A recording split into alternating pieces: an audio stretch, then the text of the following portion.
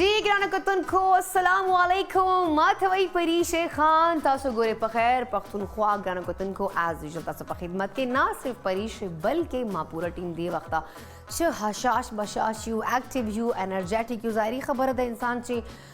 سبا سهار وختي پاسې نو اسې هم سړي ته ډېر فرش لګي او چې کله زه راځم افیس ته نو ګاډي کې چې اخوا دېخوا ګورم نو ډېره سرسبزه غوندي او سهار وختي خو نن سبا د بارانونو سلسله روان ده نو کله باران هلکه چې کوم د بونده باندې رواني نو بیا نور هم ماته ښه لګي موډ هم ډېر ښه شي خو دا ده چې اې سي بغیر ګاډو چې ګزاره نه ځکه چې باره هاف ډېر زیاتې نمي ډېره زیات ځکه چې دا موسم تقاضا څه کولی شو دی کې نو ګرانو کتونکو بارانونو سلسله هم روانه ده که خبر وکړو نو ګرمي هم په زور ده که خبر وکړو چې پاکستان چې دی وخته کلایمټ چینج چې کوم ده یا انوایرمنټل چې کوم چینجز دي هغه ډېر زیات دي او لاست ټایم نه دې واره چې کومه ده ګرمي ډېره زیاته ده هر طرف ته نه صرف اسلام آباد خبره کوم پاکستان چې اورال به خبره وکړم نو هر شي کې که یخني و یخني ډېره زیاته و دا پرې ګرمي ډېره زیاته خو د ګرمي نه خلک ډېر زیات متاثر اصلی نن سبا که خبره وکړو نو ګرانو کتونکو هر دریم کس چې کوم ده ډایریا وشي هر دریم کس خېټه خرابه ده هر دریم کس چې کوم ده معدې پرابلم سٹارټ شوي دي او بل اوبو کمی موږ فیل کوو ډیهایډریټډ هم یو لږ داسې هغه انسان دی که نه بی پي هم هر وخت لو وي ځکه چې ګرمي ډېره ده هفس ډېر ده نو ګرانو کتونکو کوشش دا کوي زه خو همیشه دا وایم چې تاسو پلیز چې کله هم پاسئ نو سهار وختي 2 لا 3 ګلاس اوبه څښئ هغې نه پس بیا لږ ساعت پس ناشته کوو بیا هغې نه پس چې کوم د خپل روټین سټارټ کوو نو اوبو بوتل لازمي ځان سره کېدو هغې کې او آر ایس استعمال هم کولی شو یا هغې کې تاسو دا لیمن جوس لاسیزونه واخیسته شو لیکوډ استعمال چې کوم دا ډېر زیات کول پکار ده شیکس وڅکو جوسز وڅکو اوبه وڅکو دا ډېرې زیاتې ضرورت دی بیکاز نن سبا که خبر وکړو نو د خېټې مسلې ډایریا مسلې او بل زه هم چې موسټلی معدې مسلې ډېرې زیات اصلي خوراک لږ کم کو که نه خوراک سره هم لږ احتیاط پکار ده هغه ضروري ده بیکاز که اوس هم خلک دا غوښه مخه خوري او دا مرچ مسالې وهلي نو دې ګرمي چې خو انسان اسې معده بربادوي خوراک ته اسې نه کېږي نیم خلک داسې خوراک کوي او که دا خوراکونه کو نو بیا به نورې هم مسلې مسایل راته مخته کېږي نو ګزاره کوي خوراک سره لږ خوري ښه خوراک خوري او مطلب فرش ویجیټیبل استعمال ډېر زیات کوي اصل چې زه هغه خبرې کوم چې موږ سره نیوټریشن خبرې کوي یا چې کوم ډایټیشن یا ډاکټرز راغلي هغه دا خبره ده که خو ما تاسو سره زه هم لږ ډسکس کوم بیکاز موسم ګرم ده هبس ده نمی ده او مسلې ډېرې زیاتې شوې نو ځان خیال ساتئ خپلو خپلوانو ول خیال ساتئ ارد ګرد چې کوم تاسو ریلیټیوز یو هم خیال ساتئ زه خو د ذکي بالکل خیال نه ساتم زما ځکه زه وایم چې دا ذکي چې څه طریقې سره لاړ شي او دا پروګرام ماته یوازې ملاو شي خو بس څه وکړم چې ذکي خپل پروګرام نه جدا کولی نه شم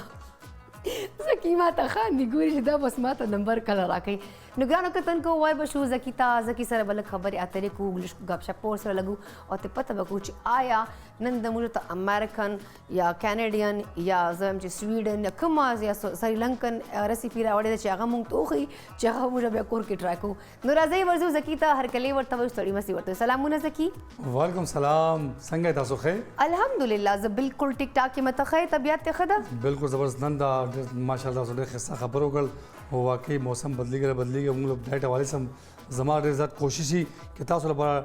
نوې ریسپي ویډیوز کوم او هیلث حوالې سره زما ډېر زیات کوشش کوم ماشومان لپاره زما کوم خویندې کوري ګوري او کوم زموږ مشران موږ ما ته ډېر زیات ګوري او کوم انټرنیشنل خلک ما ته ډېر زیات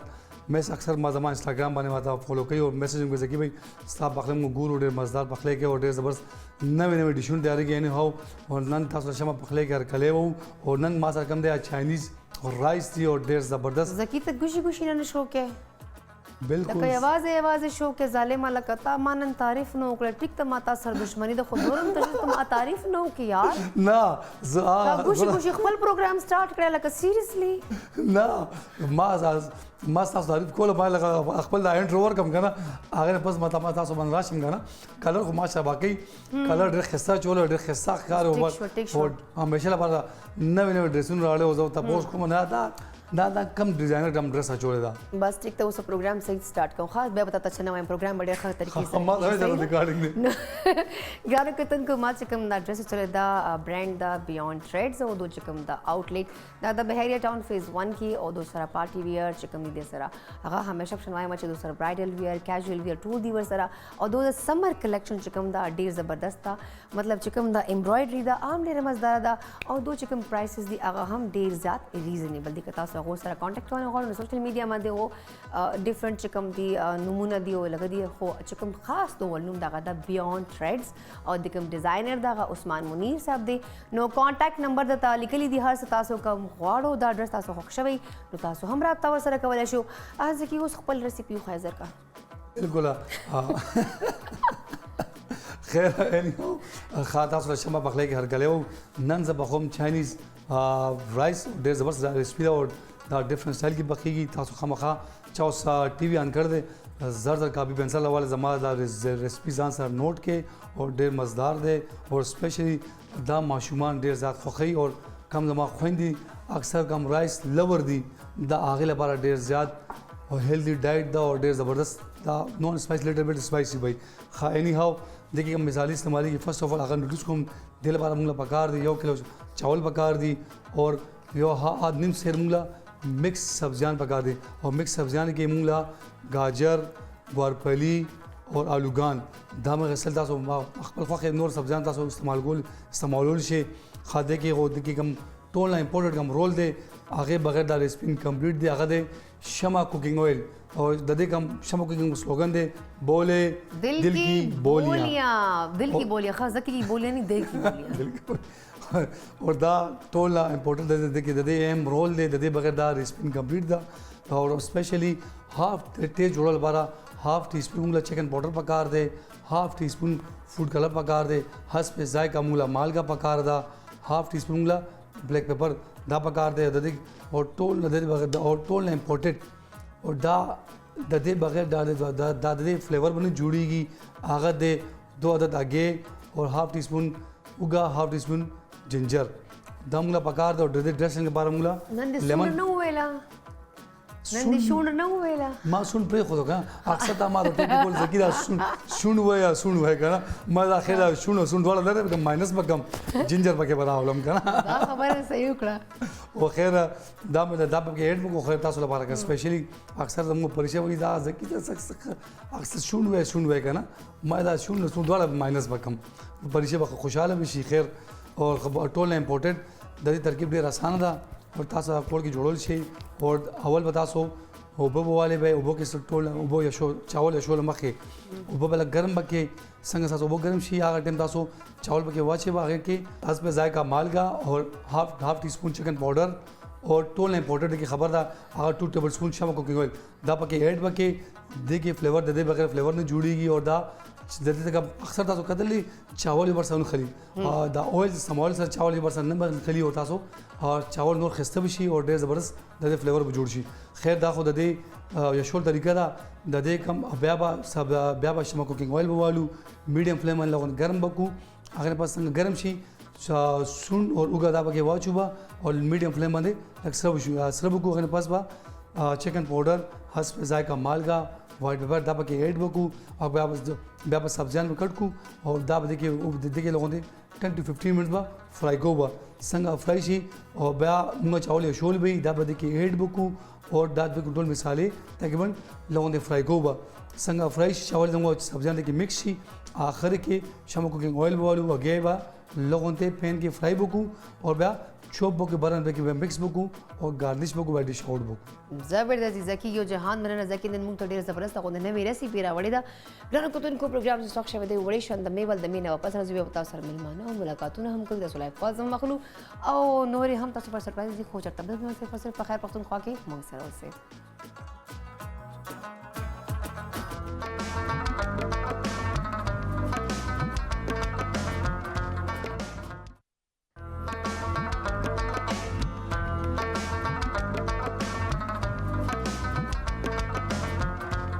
ji ګرانو کتونکو زلی به تاسو ته په خیر پښتونخوا چې پریشه هر کلی وای چې چا اوس ټي وي سکرین آن کړی دا هغه ته هم یو بیا هر کلی وایم او تاسو ته بس سکرین باندې موږ لایو چې کوم کال نمبرز دي هغه تاسو ته قایته تاسو په دې باندې کال کولای شو موږ سره خبرې اترې کولای شو ځکه چې ریسیپي دا غم پاده کولای شو کما سره کو نو ما سره کولای شو بل موږ سره ملمانه ای سټوډیو کې غو سره کپ شپ لول خو دې وخت ګرانو کتونکو ما سره سټوډیو کې همیشه بشان منډه پر ورځ موږ ملمنه او همیشه بشان هغه راځي او ډېر د سيزون راته چې کوم پر ډېر اهم دي ډېر امپورټنٹ دي او موږ ته پته نه او کوشش دا کوي چې موږ چې کوم دا لایف روټین د موږ ول هغه د کوشش کې چې کو چینج چینج کو خو زه ډېره ډیټ یم زه یوه خبره هم نه منم خیر اني هاو ګرانو کتونکو دې وخت ما سره کوم د سټوډیو چې ډاکټر نیدا اشرف موجوده ده هغه چې کوم ده نیوټریشن اینډ ډایټیشن ده راځي چې هغو ته هرکلی وایو ستړي مسي ورته وایو او نن یو ډېر اهم ټاپک باندې به خبرې اترې ورسره کوو سلامونه نیدا وعلیکم السلام څنګه یې نیدا الحمدلله تاسو څنګه یې بالکل شایما نن ډېره فرش لګي او همیشه په شان ډېر ښایسته لایټ کلرز اچوي نو ته ډېر زیات ماته ښه لګي بیا thank you نو سهار وختي څه کوي داسې کافي موفیز کې چې فرش یې coffee with lemon کافي وذ لیمن څنګه سکي هغې د coffee with lemon چې هم دی نو دا یو خو کافي خو چې دی د اسم انټي اکسیډنټ ان لیمن خپل ځای کې چې انټي اکسیډنټ پراپرټیز ډېر دي نو کله چې د دې دواړو دا کمبینیشن یې نو دا میټابولیزم بوسټ کوي ډېر زیات او بل کافي دا څه پته دا هغه سم لکه انسان اکټیو کولو کې او فرش کولو کې لګ دغه کوي او د دې ټولو نه مین دغه دا دی چې دا ویټ لاس کې ډېر هیلپفل دی ته خو غټه نه نو سټیل مینټین کول خو دي کنه مینټیننس د پاره چې روزانه د پاره هغه میټابولیزم بوسټ شي او هغه کې دا هیلپ کوي نو دا څه واړه ټپس اینڈ ټریکس لایف سټایل موډیفیکیشنز چینجز چې انسان پکې ساتي نو چې هغه لیول پورې بیا بنده غټ نشي اوبیسټي طرف ته زه ګرانو کتونکو هم کاش کنه دایما خور وا او کور کې ورته ویل چې پریشه داو کا مطلب یو کس چې کنه هر ټایم د پنچ کوي چې دا بکې نو انسان لږ شرمنده غونسي هغه کار روم کی نو واسه ډیره زیاته هرجنه ما هر خبر ایری او کور کې ما سره نظم ډیره ټیک ټاک ما صحت هم ډیر خو بابا هم داسې جان مینټین ساتل بیا نه کور کې خو بیا هغه حساب شي کنه چې ګر کې مرغی دال برابر نه خو مشوره کور کې خو بیا څه خبره نه مانی کنه خو اصل چې خو ته ماته صرف منډې په ورځ ملاو شي نو بیا منډې په ورځ چې لږ خبر ته زده کوم بیا مې هغه پوره هفته چې بیا ایر شوي نو کور کې خو بیا پراپر لانجه مانجم سي او دا خبره ده چې زه یو ځل نه مني دوه ځل نه په دریم ځل خو انسان شرمنده ضرور شي همدا خبره ده خیر نیدا نن چې موږ ټاپک دا ډېر امپورټنٹ ده موږ خبره کوو د ډایبټیز حواله سره ذیابطیز چې کوم اردو چې موږ ورته وایو زه خو هم چې اول په دې باندې لږ رڼا واچوه چې دا ذیابطیز چې کوم بیماری ده اصل چې اکچوال چې دا دس ډایبټیز چې موږ سره کوم دی کنه دا موږ سره یو هارمونل هغه دی کنه ټیک شو موږ په باډي کې چې کله انسولین موږ سره ډایبټیز 3 ټایپس کې دي ټیک شو یو موږ سره ټایپ 1 دی ټایپ 2 دی او ګیسټیشنل ډایبټیز دی صحیح ده کله چې زمونږه ټایپ 1 بای برث دی ټیک شو نو بای برث زموږ باډي چې کومه دا هغه یا خو انسولین پروډوس کوي نه ټیک شو او یا هغه دومره اماونټ کې نه پروډوس کوي کوم چې زموږ د باډي ریکوایرمنٹ دی ټیک شو دا بای برث ماشومان ہوتا او کیږي بالکل ټایپ 2 ډایبټیز چې کوم دی هغه کې چې زموږ کوم انسولین دی هغه پروډوس کیږي خو هغه زموږ باډي هغه شانته یوټیلایز کوي نه څومره چې زموږ باډي ته ریکوایرمنٹ دی یا د هغه پروټین کوالټي دومره نه ده چې زموږ باډي ریکوایرمنٹ څومره دی نو بیا انسولین چې کوم دی نو هغه زموږ باډي کې چې کوم ریکوایرمنٹ انسولین زموږ په باډي کې دا کار کوي چې زموږ د شوګرز بریک ډاون کوي ټیک شو کاربز او د شوګرز بریک ډاون کوي زموږ چې کوم یو کانسپټ لګنه چې شوګر صرف چینی دي بالکل دا صرف نه دي ټیک شو موږ سره شوګرز کې موږ سره کاربز راځي کوم چې موږ سره هغه کې اناج دی موږ سره وایټ فلور دی رایس دی دا ټایپ شي نو دا چې کله زموږ باډي ته ځینو د دې دا بریک ډاون چې کوم دی نو دا بیا انسولین هغه کې ډېر رول پلی کوي نو کله چې زموږ سره انسولین نه پروډوس کیږي یا په لو کوالټي کې پروډوس کیږي نو هغه کم چې شوګر دي زموږ په باډي کې سٹورډ پاتې شي هغه یوټیلایز کیږي نه نو د دې وجه نه زموږ د باډي کې د بلډ کې د شوګر لیول چې کوم دي هغه هاي شي یو د کې تاسو څنګه چې موږ خبرو کو چې 3 ټایپس دي ټایپ 1 ټایپ 2 او ټایپ 3 چې کوم دي هغه ګیسټیشنل ډایبټیز دي دا ډیورینګ پریګننسي کیږي ها نو دا څنګه کیږي مطلب دې څه علامات دا چې کوم دی کنه دا نن سبا زموږ چې زموږ کوم یو فیملی هیستوري دا بل زموږ فود چوایسز چې کوم دی هغه سره چې کوم دی نو دا کیږي موږ ته کم مدرز چې د ګیسټیشنل ډایبټیز هغه فیز کې په پریګننسي دوران کې نو څنګه چې ماشوم پیدا شي نو موست کیسز کې چې کوم دی کنه ډیلیوري سره دا ختم شي صحیح لاب وغیرہ دا بیا نارمل راتل شروع شي ګیسټیشنل ډایبټیز ختم شي خو کوم مدر ته چې ګیسټیشنل ډایبټیز شوي نو د هغې بیا په لیټر ټایم کې د ډایبټیز کېدو ټایپ 2 چانسز ډېر زیات دي نو دا ویسې موسټلی خلکو ته پته خو نشته ځکه چې موسټلی جنکیو ته هم دا نشته پته چې واقعي چې پریګننسي چې دغه مو سره کیدی شي او بعد کې د ټایپ 2 هم موږ کیدی شي دا خلکو ته نه پته نو زه هم چې په دې باندې تاسو نه دا لږ اویرنس خلکو ته ورکوي چې کله هم راځي سپیشلی پریګننټ خواتین ما تاسو ته خو به کالز کوي کانټیکټ هم درسره کوي رابطه هم درسره کوي چې اټلیسټ موږ ته هغه روټین یا پلان وښایي بیکاز هغه پریګننسي چې خو هغه ډایټ خیال کول پکار نو هغه کې دا تاسو ګایډ کوي ورته چې دغه خیال ساتي ټیسټ لازمي وکړي بالکل ګوري د ډایبټیز چې څه کم دی کنه دا تاسو تموي چې د دې چې څنګه یو موږ سره انسولین دغه دی سټرس هم د دې یو مین ریزن دی کنه چې کله سټرس سټرس کې زموږ هارمونل امبیلنس راځي نو هغه سره زموږ انسولین ډسټرب کیږي نو اسه عام ټایپ 2 کې هم دا ټریګر کیږي د سره شوګر اور ډایبټیز او چې کوم پریګننسي دوراني نو هغه کې موږ دا دغه چې یو خو د هغه سټرس ډیر زیاته وایټ کې پلس فود څنګه چې ځل موږ په پریګننسي باندې ډسکشن کړو چې ډیر مال پریکټیسز دي غلط انفارمیشن دی غلط دغه دی نو په هغه کې صحیح چې کوم چې ریکوایرمنٹ هغه خو غوښتل کیږي نه نو ا پیشنټ چې کوم دی هغه غلط ډایټ چې کوم دی پریګننسي کې هغه یوز کوي نو هغه سره چې کوم دی کنه نو د ګسټیشنل ډایبټیز چانسز ډیر زیات دي هغه کې فیملی هیستوري هم ډیر رول پلی کوي چې کله تاسو ته پته چې تاسو فیملی هیستوري ډیر سټرونګ د ډایبټیز سره نو تاسو ته ډیر زیات احتیاط کول پکار ایون تاسو ته پکار دي چې تاسو ټین ایج نه دغه شروع کړئ د دې احتیاط شروع کړئ اسپیشلی چې کوم پریګننټ وومن دي چې تاسو پریګننسي تاسو ډایګنوز شو د نن سبا حواله سره خبر کوم لکه چې نن سبا دا ډیر زیات کامن شوی دی نو د نن سبا حواله سره دا چې څنګه تاسو ته پته ولګي چې تاسو پریګننسي ده او تاسو ته دا هم پته چې تاسو فیملی هیستوري کې دا شی سټرونګ دی تاسو ډیر زیات کیر دی شي شروع کړئ هغه کې دا چې تاسو لږ هیلدي فود سایت ته ځي بجای د دې چې تاسو هیوی او های کیلوریک فود ته ځي نو تاسو هیلدي فود خورئ او بل دا چې هر منث چې تاسو کوم چیک اپ کیږي هغه کې تاسو ډایبټیز ماست خپل چیک اپ کوئ دا سونه صحیح خبر ده مطلب ویسے ټیسټ ټول کول پکاري همیشه مطلب افټر 6 منث یا یو کال پس ټول ټیسټونه سړي د کول پکاري خو دا ډېر امپورټنت پریګننسي چې سپیشلی هغه جنکه چې کوم خاندان کې دا بیماری شته بالکل روانه او زیاده د مطلب زیاته خلکو دا هغه ته زیاته احتیاط کول پکار دي نه دا رابو شو دا د سیمټمز حواله سره موستلی خلکو एकदम ویټ ډیر زیات لاندې لاړ شي ډیر زیات کمزوري سي فیس نه مجيبه غوند لګي چې لکه دا خو ډیر زیات بیمار ده نو اکثر خلک وایي چې دې ته خوشا کې دا ذیابطیز او شو لکه دا ډایبټیز ورته وشو نو د دې سیمټمز صحیح مطلب انسان ته څنګه پته لګي چې ما دا پرابلم شته زم چې هغه غټ چې کوم سیمټمز راته وخت چې اټلیسټ خلکو ته پته ولګي بیا ټیسټ وکړي خپل ډایبټیز مین سیمټمز کې چې کوم دی یو خو ډسکمفورټ ډیر زیات دي کنه تاسو باډي کې ایچز راځي بیا سمپل لاري چې تاسو یورین فریکوئنسي ډیر زیات شي یعنی چې تاسو ډیر زیات واشروم ضرورت پریوزي یعنی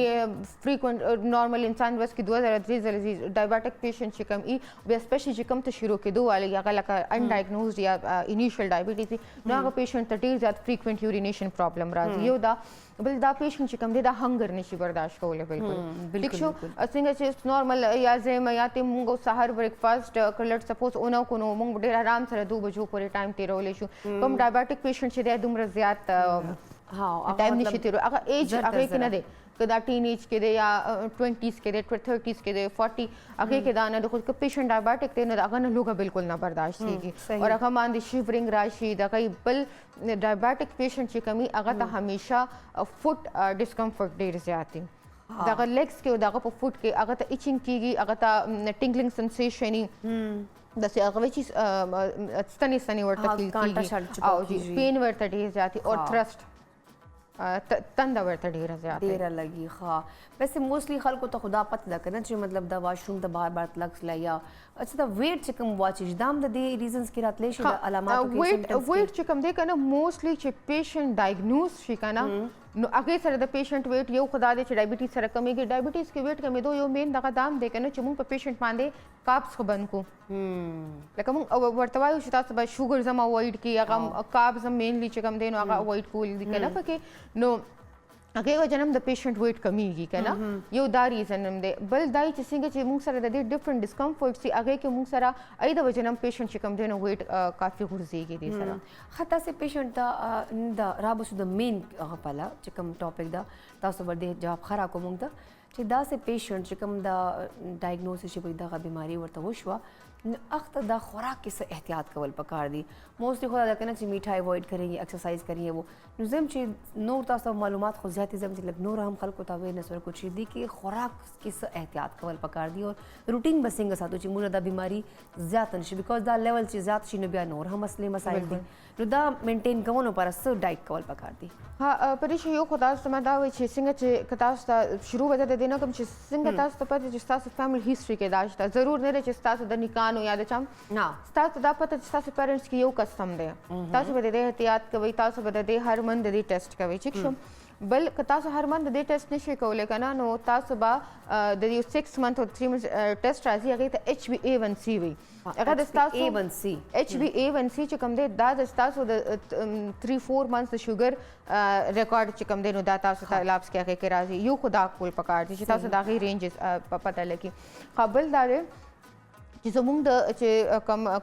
ډایبټیک پیشنټ دي د یو مسکنسپشن دی چې خوراک بنو کوم نو شوګر بنه سیوا کیږي ٹھیک شو یا زموږ اکثر داسې کاری چې دا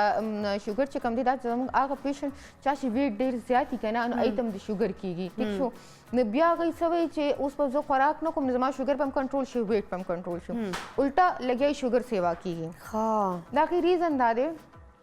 چې خوراک نه کولو سره چې کم دی نو ستاسو باډي پروسیس ته چې کم کیلریز ریکوایرډ دي ستاسو په باډي کې دنه دغه بریک ډاون شروع شي کم کابز یا کم فوډ چې تاسو هغه ته بهر نه ورکوي هغه دنه بریک ډاون شروع شي تاسو چې غواړئ چې بهر نه ورله فوډ نه ورکوي چې دا به کنټرول شي نو دا ډایبټیک پیشنټ چې میل انټرول ډیر زیاتی یعنی چې د 3 اورز نه زیات دغه میل انټرول نو ډایبټیز سیوا کیږي او کمیږي نه ایگزیکټلی نو یو خدا د ډایبټیک پیشنټ ته پکار دي چې خپل روټین داسې جوړ کړي چې میکسیمم په 3 اورز کې هغه سنه ضرور خوري هر 3 اورز بعد هغه سنه خوري ٹھیک شو ها بل دا چې زموږ ډایبټیک پیشنټ ته پکار دي چې سمال او فریکوینټ میلز واغی اخلي یو ټایم باندې ډیر زیات نه خوري لګ د چې کوم دی کنه هغه خوري پورشنز کې لګ خوري او چې لګ خپل پورشن سایز د لګ وړو کې کنه لیټ سپوز اوس یو پیشنټ ته هغه چې کوم دی نو ډایبټیک پیشنټ دی نارمل روټین کې دغه چې هغه 2 روټي ایٹ ا ټایم خوري یو پلیټ سالن 2 روټیانې خوري وسره روټي خو موست ډاکټرز وایي چې روټي کم خوړل پکاري نه ته جنرالي تاسو ته خبر وکم کنه چې لیټ سپوز 2 روټي خوري او هغه سالن خوري او چې هغه ډایبټیک شو ټیک شو نو هغه ته ډیره ګرانه ده ځکه چې دا روټین دا دی کنه هغه فود انټیک هم دومره دی نو هغه کو هغه سره ایڈجسټ کول دي دا ډیلی روټین سره نو موږ په څه کوو چې موږ به هغه روټي چې کوم دا به موږ ته لګ سات پس موږ هغه ته ورکو بجای دي چې هغه ایټ ټایم خډیره وخوري ٹھیک شو مطلب موږ ریګولر ډے کې چې کوم دی زموږ بریکفاسٹ لنچ اور ډینر دی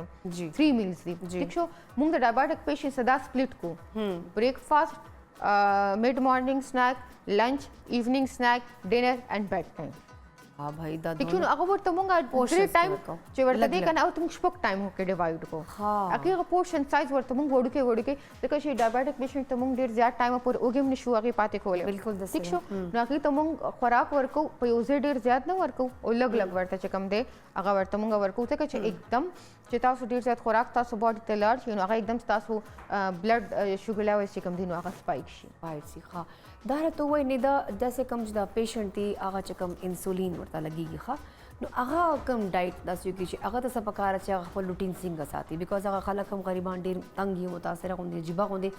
اول به ډاکټرز پسې ګرځي خو احتیاط نه کول له وجې بیا دا په خپله راشي هغه مطلب زیات سی شوګر لیول بیا په انسولین باندې راشي نو ټول احتیاط کول پکار دي په انسولین باندې چې کوم دی کنه نو دای ته خپل دغه لک شانت کې اکثر زمون خلک وي چې پیشنټ په انسولین شنو اوس خو ټینشن نشته اوس دا څه خبره نه ده ٹھیک شو انسولین سره هغه عمره شانت ډایبټیک فود کیر بکې عمره شانت کې چې کوم دی پریکاشنز با اخلي پریونشن ډایټ پریونشنز بکېږي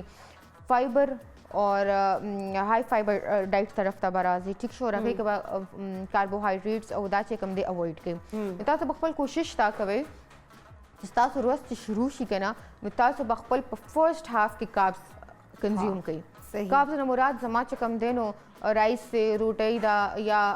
پوریج دی یا اوټس دی ټیک شو اناج چې څومره دی ټیک شو دا به تاسو د روز په فرست هاف کې فرست هاف مطلب څه دی سهار 6 بجو نه واخلئ تر 2 بجو پورې ها دې کې چې تاسو څومره کابز والا دغه دي کنه دا به تاسو هغه کې کنزیوم کوي ټیک شو صحیح شو ٹھیک شو میټ اخلي پیشنټ زیات تر موږ دا چې ان کنټرول ډایابیټک پیشنټس تخپل چې کم دي مونږه وایټ میټ ورته سجیسټ کوو چې دی وایټ میټ یوز کی ټیک شو نو دا ټول تاسو مارننګ یا د فرست هاف کې یوز کړئ سیکنډ هاف کې چې کم دی کنه تاسو ویجیټیبلز یوز کړئ او لو کارب ډایټ تاسو یوز کړئ ها فروټس اکثر پیشنټ وایي چې فروټ سره خو هیڅ هم نه کېږي دا خو داسې په فروټس کې چې کم دی دا کنه خو خیر ما ترورم دا وکنه غیبم ویلا یاره دا لږ غوندې ماته جاپاني پال خوراکو دی نه خو څه نه کېږي نو موږ ته جاپاني پال کې خو شوګر زیات ټول نه زیات دی بالکل دی به ویل نه پټ پټ په فریج کې لګیا و خوړل به جاپاني پال ما دیوانه یې ورته مکه او شوګر لیول های شو تاسو ته دا خبره وکم چې فروټس چې کم دي پاغه کې نه پروتین شته او نه پاغه کې فیټس شته آی کې صرف شوګرز دي شوګر دی بالکل صدا نو چې کله موږ وایو چې ډایابیټک پیشنټ دی دغه وکړي نو دا کمپیریټیولی دی کې نورو نه کا چیزونو نه کم شوګر دی خو شوګر دی کې شته شته نو ځکه به تاسو دا کوشش کوئ چې لکه زما زه دا خپل پیشنټس ته اډوایز کوم چې د 5 بجو نه بعد تاسو فروټ مخورئ ټیک شو تاسو کو فروټ کنزیوم کوئ تاسو 5 بجو نه پهله وکړئ ټیک شو ځکه چې پرې کاربس تر 2 بجو پورې چې کوم دغه خوري بیا چې کوم د 5 بجو پورې د فروټ فروټس کنزیوم کوئ کنه نو هغه 5 بجو پورې دا اخی ریزن دا دی چې زموږ چې کوم ایونینګ ټایم یې کنه نو هغه ډیر لیزی ټایم دی یا به ته ناست یا به ته د ټي بګورې فون به یوز کې دا کې فزیکل ایگزرشن ډیر کم دی ایونینګ کې نو هغه کې چې کوم دی کنه هغه ډایجیشن هم هغه شانت نه کیږي زموږ د باډي نو زموږ باډي چې کوم شی لاړ شي کنه نو هغه ایز اټ از هغه کې چې کوم دی پروتي ځکه موږ وایو چې د شپې ډینر هم لګلایټ پکار دی ریګولر خلکو د پاره بالکل نو دغه شان د ډایابیټک پیشنټ سم دی چې د 5 بجو نه پهله فروټ چې کوم دی هغه کنزیوم کی چې ځکه ایونینګ کې بیا باډي هغه ډایجیشن یا ابزورپشن او دغه شانت کې نشي کولای سلو پروسس سٹارټ او جی یو بل خبره اکثر موږ پیشنټ ته پوښت کوي چې تاسو ډاکټر صاحب ماته وایي چې فروټ خو اخري خو په فروټ جوس باندې تاسو ماته اعتراض کوي چې فروټ جوس باندې اخري نشي سکلی تاسو اخی ریزن دا دی چې فروټ چې زموږه کم دی چې موږ کنزیوم په اسټمک ته ځي بیا ډایجسټ کیږي بیا د هغې نیوټرینس ابزورب کیږي جبکې فروټ جوس چې کوم دی هغه لیکوډ دی په لیکوډ فارم کې دی چې موږ څنګه انټیک واخلو هغه زموږ بلډ شوګر کې بلډ سټریم کې هغه شامل شي د ډایجیشن نه پس او هغه چې کوم دی نه एकदम یا شوګر لیول سپایک ته راسي نو ځکه هغه فروټ موږ خوړو خو شو خداخي جوس کل ډایابیټک پیشنټ ته باندې سړی باندې اثر کوي کنه او هغه دا خو سوچ کول پکار دي مونږ ته خو بیا ما خبر دي اصل چې نه دا کتا سو هم دا فیل کړي ز پخپل هم مطلب ما دا مړی ایشوز نو ما اپریټ کړی دا نو چې کله انسان ته ایشو یې کنه نو انسان پرهیز نه بیا هغه مطلب نشي کولای نو بیا ک بیماری نو بیا وته اخشي ته ډیر زیات متوجه شو سپیشلی شوګر پیشنټس چې کوم دي غریبان بیا زیات خوګو تور پریږي زه دادی خرم او انسان څونه غو سره احتیاط کوي نو هغه پټ پټ لګي ما ته پټه پټه فریج کې لګیا و دروازه یې کلو کړې دوه جاپاني دا نیچرل دی کنه دا زموږ سایکولوژیکل پرابلم دی ځکه موږ د پیشنټ سره راځي چې کاونسلینګ د ډېر ضروري کنه کم دا خو هیومن نیچر دی چې کم شیز نه به ته منې کې کنه هغه شیز ته زیات اټریکټ کیږي تاسو به ډېر داسې دغه خپل سرکل کې ګوري ډایابیټک پیشنټ چې هغه کله ډایابیټک نه یا ډایبیټیز ځکه ډایګنوز شوی نه نو هغه بالکل شوګر سره دومره انټرست نه هغه سویټس او شوګرز او داسې ایدا شیزونه نه خوري چې کله هغه باندې هغه سټاپ لیمټ کې پیدا هر څه چې نه دا به تاسو نه خوري هغه انسان مایند مخې ته ځي نو بیا هغه ټولو نه زیات چې کم دی نه شوګر چې کم دی کنه کنټرول کوي زم دا خبر کوم اگر چې ما د مړی شو د نمات د کچالان چې کوم دی نه کټای په واچي وی خورو یا چې کوم دا انګلیز ډیره ته خورم اچار روټي سچ روټي سي اچار نه نو ماته روټي خوند نه راکې او بل د لسی حالانکه ډایرکټ لسی ما ماره بالکل خو زه لسی روزانه خورم ایون کې سردی چې کله موسمي الته هم زخرم لسی کې بغیر نیند نه نو موږ داسې کو خیر نه دا ټایم سره شورت ته زم چې دارته وای چې د انسولین منځ کې لا پیشنټ راشي نو دو غریبان چې کوم دا ډیر زیات تنګي خپل ایون کې مخه ماشومه کتلې واجزه ډېر ایج هم نو تقریبا 16-17 ایئرس کې وه هغې په خپله بیا لګول که نه مطلب ډیلی بیسس باندې نو داسې پیشنټس ته چې سړی وکړي نو دا ډاکټرز اوس څه ریکمنډ کوي چې آیا داسې څه احتیاط کول پکار چې انسان دغه سټیج ته نشي را بیکاز موږ هغسې پرهیز خو ډېر روټین کې کوو نه نو ډایټ کې احتیاط کول پکاري یا ایکسرسایز زیات کول پکاري یا پرهیز نور شیزونو کې کول پکاري فریشا څنګه چې تاسو د کوم پیشنټ ډسکشن وکړو دا پیشنټ چې کوم دی کنه دا ټایپ 1 ډایبټیز هم دی کوم چې بای برث دی ٹھیک شو خدا سمو چې دی چې زموږ باډي خورو انسولین یا اډو پروډوس کوي نه او یا چې کوي نو ډیر زیات کم اماونت کې کوي ٹھیک شو نو دی خو انسولین انجیکشن انجیکټ کول دی ماست دی ماست دی ها اینه پس دا چې فود داسې کوي ته پکار دی چې ای وسره دا انسولین دا سره باډي کې پروډوس کیږي سیکنډلی زموږ چې کوم ډایبټیک پیشنټ سي نو هغه ته موږ دا ماست وایو چې فزیکل اکټیویټي خپل ساتي مطلب ایکسرسایز وغیرہ د کوي یا د گیمز واک وغیرہ مست کوي فزیکل اکټیویټي مست کوي ایکسرسایز د لایټ کون ته کې دا مست کوي او واټر انټیک ډیر زیات ځکه چې زموږ څومره واټر انټیک سیوا کیږي کنه دومره زموږ بلډ چې دی اتینی او زموږ بلډ چې څومره نری وي دومره زموږ شوګر ریډینګز کم راځي او چې څومره زموږ بلډ تھیک وي کنه دومره زموږ چې کم دی شوګر دغه ریډینګ چې دی نه زیات را روان دي د دې ډیر زیات احتیاط پکار دی اور دا چې هیلدی لایف سټایل ټیک شو بل دا چې زموږ هارمونل پرابلم را روان دی کنه دې کې زموږ سلیپ هم ډیر زیات امپورټنٹ دی ها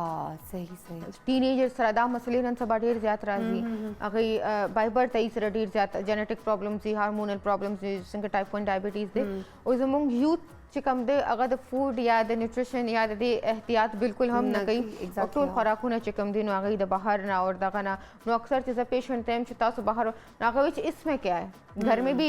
برگر بنتا ہے جو ٹائم گھر میں جو برگر بنتا ہے نو هغه خو بالکل فرش تاسو هغه میٹ یا چکن یا هغه راوړي دي او بهر چې کوم ملاوي نو هغه فروزن دی هغه کې ایډیټیوز او پریزرویټیوز اچول شوی دغه لانګ شیلف لایف لپاره یا ټیسټ لپاره ټیک شو هغه د شوګرز او د سالټ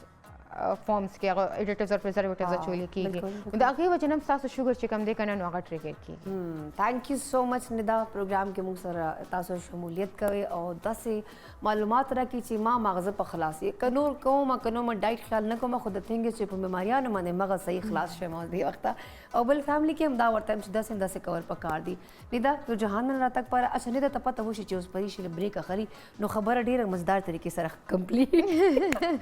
ګرانو کې تاسو وخت شوی د بریک وال بریک نه واپس راځو بیا وګپ شپ لګو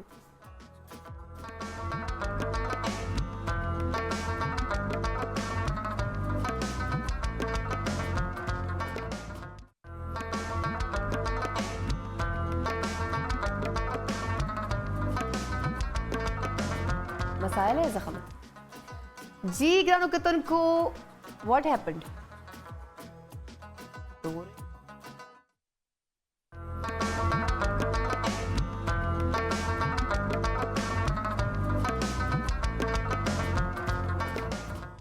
जी ګرانو کتونکو په خیر پښتونخوا کې پدې شو بیا تاسو ته هر کلی وي ګرانو کتونکو پروګرام کې زکی لګیا د ډېر مزدار غوندې ریسیپي نه تیاری بل چې کوم دا نه د موږ سره موجود و ډېر مزدار خبرې سره وکړي او بل چې کوم شوګر پیشنټس دی هغه پر ډېر مفید مشورې د ډایټ پلان او دغه چې کوم د احتیاط موږ سره شریک کړي نو پکار د چې د پروګرام د از د کو لګ احتیاط کول پکار دی هر بیماری کې انسان د بیکاز وای نه جان ہے تو جهان ہے نو ګرانو کتونکو تاسو جان او تاسو صحت موږ سره ډېر زیات خیال دا د وخت موږ سټوډیو بلې ډاکټر ته هم انویټیشن ورکړی چې هغه هم تاسو سره ملاو کومه هغه هم تاسو ته د لایف حوالې سره تاسو خپل روټین حوالې سره بل چې کوم د انسان ځان څنګه فټ ساتلی سي هغه سره خبرې اترې ورسره کوو خو فلحال زه هغو لږ تاسو ته تعارف وکړم چې آیا هغه چېرته دې وخته کار کوي او څه کې دو ایکسپرټیز لري نو ګرانو کتونکو ما سره ډاکټر مانور شوکت دی ډاکټر مانور چې کوم دغه فزیکل تھراپي چې ماسټرز کړی ده که خبرو کوو دې وخته معروف انټرنیشنل هاسپټل کې دو ایز ا فزیکل تھراپسټ کار کوي نو راځي هغو ته هر کلی وایي سړي مسي ورته وایي او ډېر خلک داسې دي چې هغو د فزیکل تھراپي حوالې سره انفارمیشن هم نشته لایک خلکو ته دغه څیز والا حوالې سره نالج نشته راځي مانور نه پته کوو چې آیا دا څه ته وایي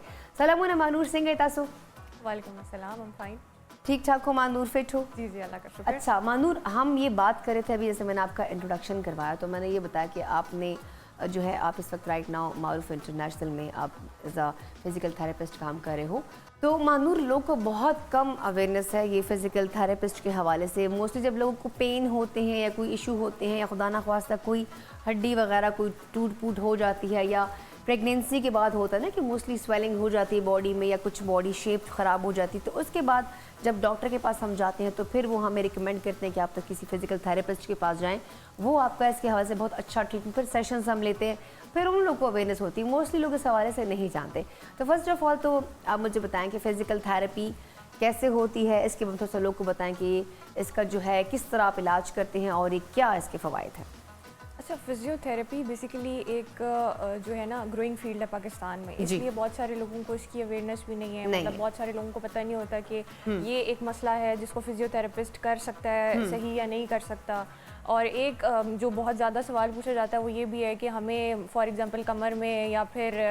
गर्दन में दर्द हुआ हुआ है, तो आया इसको फिजियोथेरेपिस्ट ठीक कर सकता है या नहीं सही कर सकता, और हमें डायरेक्टली फिजियोथेरेपिस्ट के पास आना चाहिए या पहले किसी और डॉक्टर के पास जाने के बाद आपके पास आना चाहिए। जी। तो पहले तो मैं इस सवाल का उनको जवाब भी देना जी, चाहूँगी कि बेसिकली हम ऑटोनमस प्रैक्टिशनर्स होते हैं। अगर आपको कोई पट्टे जोड़ हड्डी से रिलेटेड कोई भी दर्द हो रहा है तो आप हमारे पास डायरेक्टली आ सकते हैं, हम आपका चेकअप कर सकते हैं और अकॉर्डिंगली आपका ट्रीटमेंट स्टार्ट कर सकते हैं। सही ये चीज़ है। मतलब कि पहले उनको किसी और डॉक्टर के पास जाने की ज़रूरत नहीं, वो नहीं। डायरेक्ट जो है फिजियोथेरेपिस्ट के पास जा सकते हैं, अपना ट्रीटमेंट करवा सकते हैं। अच्छा, मुझे पहले इल्म था, मुझे इस चीज़ों का आइडिया भी था, लेकिन एक्चुअली मेरी सिस्टर को एक मसला हुआ था। अच्छा। वो ज़्यादा स्ट्रेस, वो इत्तेकाफ़ पे बैठी हुई तो उनको बहुत ज़्यादा स्ट्रेस हुआ, वो इंसान डर जाता है भी छोटी सी थी, तो वो डर गई एक दिन ना रात को, जैसे ताक रातों में। देन उसका ये हो कि उसको फेस पे उसकी एक आंख बंद होना मतलब कम हो गया कि वो एक आंख बंद नहीं कर पा रही थी, आंख से आंसू आना शुरू हो गया। अब वो अंदर बता भी नहीं पा रही थी, वो बस उनको लगा शायद मुझे कोई प्रॉब्लम हो रही है, कुछ मसला है, आंख में कोई इशू है। आहिस्ता से उसके होंठ ऊपर, जिसको हम लकवा कहते हैं, उसका वो होंठ ऊपर होना शुरू हो गया और वो बैठी भी तकाफ में थी, तो हम उसको छेड़ भी नहीं सकते थे। जैसे ही वो एंड तक, क्योंकि उसका फिर अच्छा खासा वो लंबा हो गया था, 10 दिन के लिए बैठी थी। उसके बाद हमें डॉक्टर्स ने सजेस्ट किया कि आप किसी जो है फिजियोथेरेपिस्ट के पास जाए, इसकी आपको डेली सेशंस लेने होंगे, थेरेपी करानी होगी, उसके बाद जाके वो ठीक हो सकती हैं। तब ज़रा मैं डिटेल में इस फील्ड में घुसी कि आया इसके और क्या क्या फ़वाइद है। सो ये भी है कि वहाँ जब गए हम तो एक आती थी बाकायदा, वो उनको यहाँ से फेस पे थेरेपी करना, डिफरेंट एक्सरसाइजेस बताना, तब जाके वो माशाल्लाह हेल्दी होगी। अच्छा, मुझे ये बताओ कि अब मोस्टली जो ख़वातीन प्रेगनेंसी के बाद इंसान का बॉडी का जो शेप है वो भी ख़राब हो जाता है, मानूर आपको पता ही है, वो इंसान की रूटीन भी नहीं रहती, इंसान की वो बॉडी में स्वेलिंग हो जाती है। तो ऐसी ख़वातीन के लिए आप कौन सी एक्सरसाइजेज रिकमेंड करोगे या कौन सी एहतियात करना बताओगे, या आप क्या कहोगे वो डायरेक्ट आपके पास आएँ या वो घर में भी कुछ कर सकती है इसके हवाले से? अच्छा, बेसिकली ना इसमें दो चीज़ें आती हैं। एक तो होता है कि सिजेरियन सेक्शन की पेशेंट्स होते हैं और एक होता है नॉर्मल डिलीवरी के पेशेंट्स होते हैं। प्रेगनेंसी जब भी होगी ऑब्वियसली बॉडी डी शेप हो जाती है क्योंकि उसमें चेंजेस बहुत ज़्यादा आ रहे होते हैं। बिल्कुल। तो आपकी बॉडी को हील होने में एटलीस्ट 6 to 8 वीक्स लगते हैं। तो आपको एटलीस्ट अपनी बॉडी को एटलीस्ट इतना टाइम देना होता है कि वो 8 वीक्स में आपका जो यूट्रस का साइज़ है वो वापस श्रिंक होके नॉर्मल साइज में तो एटलीस्ट आ जाए। क्योंकि अब इंसान खुद सोचे कि एक इतना लंबा प्रोसेस था जिससे बॉडी गुजरी है, उसके बाद जो है आप एकदम से अपनी बॉडी को पुराने उस पे शेप पे नहीं ला सकते। मंथ्स का प्रोसेस मंथ्स ही लेगा। कभी भी ऐसे नहीं होगा कि हफ्तों में आपकी बॉडी जो है रिकवरी की तरफ आना शुरू हो जाए। बॉडी बेसिकली हील हो रही होती है ना। बिल्कुल ऐसा है। तो अगर सिजेरियन सेक्शन का पेशेंट है तो उसमें तो like right after post op हम लोग का कुछ ऐसी एक्सरसाइजेस बताते हैं जो कि उनकी वूंड को हीलिंग में हेल्प आउट करती हैं, उनकी स्ट्रेंथ ट्रेनिंग में हेल्प आउट करती हैं। जो इन्फ्लेमेशन हुई थी, जो स्वेलिंग हुई होती है, पाँव वगैरह सूज जाते हैं, उसको कम करने में मदद देती है। और ऐसी वर्जिशें बताते हैं कि उनका पेट बेसिकली वो जो एक लटक जाता है स्टिचेस के बाद और वो एक अजीब सी चीज़ हो जाती है, डी शेपिंग वाली चीज़ होती है, उस चीज़ पे काम किया जा सकता है। इवन गायनी के जो दूसरे नॉर्मल डिलीवरी के पेशेंट्स होते हैं उनके साथ भी यही चीज़ फॉलो होती है कि अगर कोई नॉर्मल डिलीवरी के बाद भी हमारे पास आ रहा है कि मुझे एक्सरसाइजेस बता दें, तो उसको 6 to 8 वीक्स में ऐसी एक्सरसाइजेस बताई जाती हैं जो कि बहुत लो इंटेंसिटी होती हैं। बेसिक स्ट्रेचिंग एक्सरसाइजेस होंगी जो कि आपकी रेंज ऑफ मोशन को अच्छा कर दें, ब्लड सर्कुलेशन अच्छा करें ताकि आपकी बॉडी से सोजिश वगैरह उतरे ना। फिर 8 हफ्ते के बाद जो है उनको थोड़ा सा लाइक मिनिमम इंटेंसिटी जैसे एरोबिक एक्सरसाइजेस हो गए या हल्की फुल्की सी जो एक्सरसाइजेज होती है उसकी तरफ उनको दोबारा से लगाया जाता है। ओके। अच्छा, मुझे बताओ महानूर की जो हामला ख़वातीन होती हैं, क्या ये भी आ सकती हैं मतलब ड्यूरिंग प्रेगनेंसी फिजियोथेरेपिस्ट के पास, क्योंकि उस टाइम वाकई में थोड़ा सा उनके मूड स्विंग्स चेंज हो रहे होते हैं, बॉडी फैल रही होती है, तो इंसान के हार्मोनल चेंजेस हो रहे होते हैं। सो इसमें कोई फिजियोथेरेपिस्ट इनकी हेल्प कर सकता है कि थोड़ा बहुत उनको एक्सरसाइजेस बता दें या कुछ उनसे एक्सरसाइज करवा लें जिससे उनका थोड़ा मूड स्विंग्स कम हो जाए, या जो स्ट्रेस वो ले रही हैं वो कम हो जाए, या जो उनका बॉडी जो उस वक्त तकलीफ़ में है। मोस्टली लड़कियों का ना जब बॉडी प्रेगनेंसी में जब फैलती है तो उस टाइम उनको पेन शेन बहुत ज़्यादा हो रहे होते हैं, वो स्ट्रेस बहुत ज़्यादा होता बहुत है, ज़्यादा। तो मोस्टली वो लड़ना झगड़ना शुरू करते, पर उनके हस्बैंड्स को लगता है कि पता नहीं क्यों पागल हो गई है। तो ऐसा होता नहीं है, कि नॉर्मल चीज़ होती है, क्योंकि ससुराल वाले भी कहते हैं अनोखी औरत है जो लड़ाई करना शुरू की, हमने भी तो बच्चे पैदा किए थे। लेकिन ये होता है कि हार्मोनल चेंजेस की वजह से और ये पेन की वजह से औरत काफ़ी जो है थोड़ा सा वो लड़ना झगड़ना मूड स्विंग ज़्यादा हो जाते हैं। तो इसमें आप लोग कुछ हेल्प कर सकते हो उनकी? बिल्कुल ऐसे ही है। आइडली तो 6 हफ्ते के बाद जब आपकी प्रेगनेंसी लाइक डायग्नोज हो जाती है, तो 6 हफ्ते के बाद अगर उनको बॉडी एचेस आ रहे हैं या उनको ऐसे फील हो रहा है कि उनका मूड थोड़ा लो है और बॉडी जो है वो लिथार्जिक फील कर रही है, लिथार्जिक से मुराद ये है कि मतलब थकन होती रहती है, काम नहीं किया जा रहा, पट्ठों और जोड़ों में दर्द हो रहा दर्द होता है, है, तो वो एक दफ़ा फिजियोथेरेपिस्ट को विजिट कर दें। अगर उस वक्त उनको कोई बहुत ज़्यादा मसला नहीं भी है, फॉर एग्जाम्पल कोई दर्द शुरू नहीं हुआ लेकिन जनरलाइज बॉडी एचेस हो रहे हैं, मतलब पूरे जिस्म हल्के फुल्के दर्दें हो रही हैं, तो उससे रिलेटेड फिजियोथेरेपिस्ट उनको कुछ वर्जिशें बता सकते हैं, बेसिक स्ट्रेचिंग एक्सरसाइजेस, जिनके थ्रू वो अपने आप को थोड़ा बेहतर कर सकती हैं और in the longer run pregnancy थोड़ी अच्छी गुजार सकती हैं। बल्कि प्रेगनेंसी में अक्सर लोगों को बैक एक का इशू बहुत होने लग जाता है, पेल्विक गर्डल पेन होता है बहुत ज़्यादा, जो हड्डी होती है आपकी हिप बोन होती है उसमें पेन होता है बहुत ज़्यादा, तो उससे रिलेटेड फिजियोथेरेपी का बहुत ज़्यादा रोल होता है। अगर किसी प्रेग्नेंट खातून को इस तरह से प्रॉब्लम आ रही है तो उसको चाहिए कि वो फिजियोथेरेपिस्ट को जो है वो कॉन्टैक्ट करे, ताकि वो प्रॉपर उनको सेशंस दे या एक्सरसाइजेज जो करवानी है वो बताएं। उसके अलावा पोजिशनल केयर बताते हैं फिजियोथेरेपिस्ट, जिससे आप इजीली सो सकते हैं, क्योंकि 9 और 8 मंथ ऐसा होता है कि जिसमें किसी भी पोजीशन में ना इंसान को सुकून नहीं आता, वो पेन्स को मैनेज करना, पोस्चर को मैनेज करने में वो काफ़ी आपकी हेल्प कर सकते हैं। ओके, ये तो हमें नहीं था पता। अब तो बंदे, मैं जो भी मेरे इर्द गिर्द खवातीन होंगे, जो भी लड़के होंगे, सबको मैं गाइड करूँगी कि ऐसे नहीं, अगर आपको ज़्यादा पेन है या सोने में प्रॉब्लम, उन दोनों वाक़ई में होता है। अब होता ये है कि मतलब एक इंसान है, नॉर्मल है, तो वो तो चलने फिरने हर चीज़ में आसानी है, बट जब आपके ऊपर इतना बोझ है तो आपको चलने फिरने क्या, सोने में, करवट बदलने में बहुत प्रॉब्लम होती है। लोगों को होती है, लेकिन मैंने कहा ना, हमें अवेयरनेस नहीं है कि हम फिजियोथेरेपिस्ट के पास जाएं और अपना कुछ ट्रीटमेंट कराएं, कुछ उनसे पूछ एक्सरसाइज, ताकि हम थोड़ा ईजी कर लें अपने लाइफ को। अच्छा, मुझे मानूर ये बताओ, फिजियोथेरेपी ख़वातीन के लिए अगर हम प्रेगनेंसी के अलावा चले जाएँ, मोस्टली लड़कियों को पेन बहुत ज़्यादा होते हैं, कमज़ोरी की वजह से भी हो सकते हैं, या जो हमारा जो पीरियड सर्कल चल रहा होता है उसमें भी बहुत ज़्यादा पेन्स होते हैं लड़कियों को, और मतलब वो रूटीन की जो एक्टिविटीज़ हैं हम उनको अवॉइड कर रहे होते हैं कि मतलब अब अगर कॉलेज जाना है तो आज मैं छुट्टी कर लेती हूँ, मुझे बहुत तकलीफ हो रही है। अब जैसे किसी ने कॉलेज या यूनिवर्सिटी कहीं भी जाना हो या ऑफिस आना हो, तो हमें वो प्रॉब्लम्स बहुत होती हैं। इसमें क्या जो फिजियोथेरेपिस्ट है वो हमारी कुछ हेल्प कर सकते हैं? एग्जैक्टली, इसमें बेसिकली होता है कि जिनको फर्स्ट 2 डेज में बहुत ज़्यादा पेन होता है उसमें तो फिर मतलब जनरली ये रिकमेंड किया जाता है कि आप थोड़ा रेस्ट कर लें। बॉडी बेसिकली जो है वो एक ऐसे प्रोसेस से गुजर रही होती है कि उसको हीलिंग का टाइम चाहिए होता है, तो उसमें अगर फर्स्ट 2 डेज वो रेस्ट कर लें तो that would be great. After the 3rd day अगर उनको बहुत ज़्यादा प्रॉब्लम हो रहे हैं और क्रैम्प्स आ रहे हैं, तो उससे रिलेटेड कुछ स्ट्रेचिंग एक्सरसाइजेज होती हैं बेसिक सी, जो कि उनको बताई जाती हैं, कुछ रिलैक्सेशन टेक्निक्स होती हैं जो कि उनको बताई जाती हैं, जिसके थ्रू वो अपना पूरा टाइम पीरियड जो है वो अच्छे से गुजार सकती हैं। मतलब कि यहाँ भी हमें आप काफ़ी कर सकते हैं कि मतलब हमारी हेल्प हो सकती है। बड़ी अच्छी बात है ये, मुझे पहले क्यों नहीं थी पता सारी बातें। एनी हाउ, एक और चीज़ मैं पूछने ग्रानम कतन को, मैं ज़रा अपनी नाज़रीन को उर्दू में जो है पश्तो में कन्वर्ट के बताती हूँ कि उनको भी थोड़ा फ़ायदा हो। ग्रानम कतन को मानूर वही चे एटलीस्ट का ख़वातीन चिकम दमुजा प्रेगनेंसी ही लका हामला खातम शजी या गोता प्रॉब्लम या अगो चिकम द वेट देर ज़्यादा सी अगो चे हम द फिजियोथेरेपिस्ट डोर ज़्यादा वल हेल्प का वले शी लाइक सब एक्सरसाइज तखई या बस दा सीजन तखई एहतियात चाहता सो कोई नगीस ता सो अखपल पे रूटीन बदला वले सो अखपल खूब पूरा का वले सो बल चिकम दमुजा जे दा पीरियड सर्कल वर्ता हुई लका माहवारी वर्ता हुई देख के हम दूर डेर हेल्प का वले सी कसे प्रॉब्लम जी खल को तो डेर पेन की दर्द न वर्ता डेर जाती अगर कि हम दा हेल्प का वले सी का ओवरऑल खबरों को द फीमेल वाला। अब मानूर आपकी तरफ फिर आती हूँ, जैसे हम फीमेल्स की बात करें, लड़कियों की बात करें, तो कुछ लड़कियाँ उनको दर्द ऐसे ही बहुत ज़्यादा हो रहे होते हैं, लाइक वो शायद वो बॉडी में कुछ कमी बेशी की वजह से मुझे अक्सर होते हैं, लाइक मुझे कमर में बहुत ज़्यादा दर्द होता है समटाइम्स, इवन कि रात को मैं सोते सोते उठ जाती हूँ कि यार बहुत ज़्यादा अजीब, अच्छा सोई नहीं होती हूँ, लगता है मुझे कि मैं 10 घंटे सोई तो मेरा जो पीछे से ना वो दर्द शुरू हो गया। अच्छा, तो ऐसी सिचुएशन में अगर हम आपके पास आते हैं तो कोई एक्सरसाइज वगैरह रिकमेंड करेंगे या प्रॉपर आप कोई मेडिकेशन वगैरह देंगे आप? अच्छा, ऐसा है कि अगर आपकी जनरलाइज बॉडी एचेस बहुत कॉमन है ना, जिस तरह आप बता रही हैं कि आपका बैक एक बहुत कॉमन रहता है, रात को सोने नहीं देता,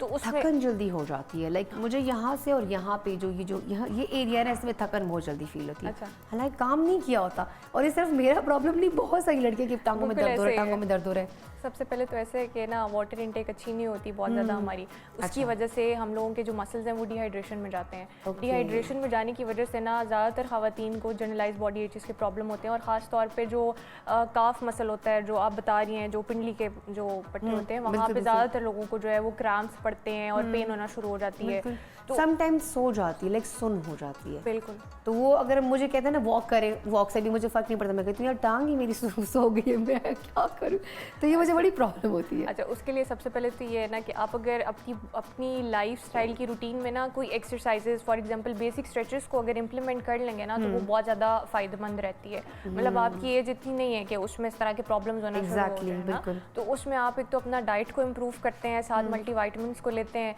इनकेस जो है अगर बहुत ज़्यादा किसी का प्रॉब्लम हो रहा है तो फिर उनको ब्लड टेस्ट करवाए जाते हैं कि विटामिन डी की या B12 की डेफिशिएंसी तो नहीं है, कोई और प्रॉब्लम तो नहीं है जिसकी वजह से ये चीज़ आ रही है, उसको भी देखा जाता है। अगर ये चीज़ें सारी क्लियर हैं और आपको बेसिक जनरलाइज बॉडी एचेस हो रहे हैं, वैसी लाइक थकन महसूस हो रही है, तो उसके लिए मेरा मशवरा ये है कि अपनी डाइट में एक तो वाटर इनटेक अच्छी करें और साथ में जो है ये स्ट्रेचेस को इम्प्लीमेंट करें, और उसके साथ साथ जो है ये जो है प्रोसेस्ड फूड्स जिस तरह ये डब्बे बंद चीज़ें होती हैं उसको थोड़ा सा कम कर लें, तो वो बॉडी पे काफ़ी अच्छा असर सही, देता है। बहुत अच्छी बात बता रही मानूर, क्योंकि वाकई में हम बिजी इतने ज़्यादा होते हैं मानूर, हमारी डाइट उस तरह से अच्छी नहीं होती। भाग के सुबह अगर ऑफिस जाना है तो बस 2 नवाले लिए और भागो, गाड़ी नीचे वेट कर रही है। इस तरह जब बंदा ऑफिस जाता है तो फिर बंदा के घर के काम पड़े होते हैं, बंदा उसमें बिजी हो जाता है, अपने काम में बिजी, तो वो डाइट के लिए और नींद के लिए और पानी पीने का तो वक्त ही नहीं होता, तो इसीलिए शायद हमें ये पेन होते हैं। अच्छा, कुछ लोग ऐसे भी होते हैं मानूर, मैंने देखा है उनको कि उनको पेन होता रहता है, जब डॉक्टर के पास जाते हैं तो वो कहते हैं भाई आपको स्ट्रेस बहुत ज़्यादा है,